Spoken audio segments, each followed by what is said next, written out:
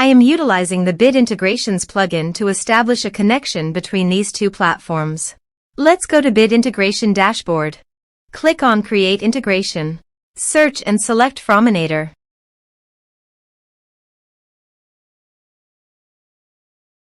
Select a form. Click on Next. Search and select Zoho Marketing Automation for action.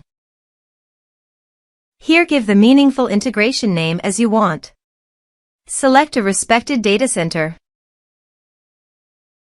Here need the client ID and client secret for authorization. Please visit the Zoho API console. Click Get Started. Go to Server-Based Applications. Give the name.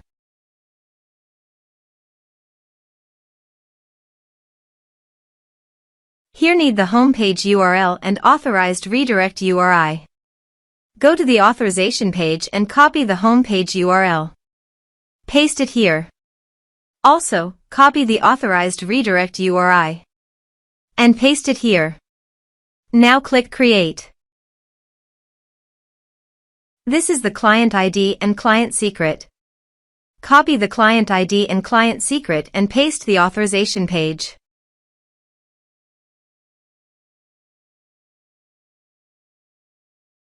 Now click Authorize. Click Accept. Authorization is successfully done. Click Next. Select the respective list as you want.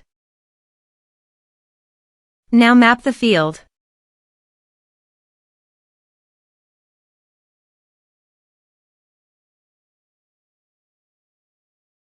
Click Next. Now save the integrations.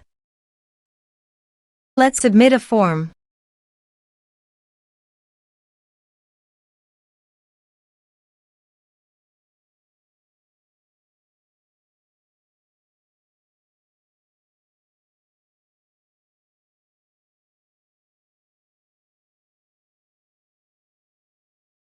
Click on Send Message. Also, go to Zoho Marketing Automation and check the data is listed or not.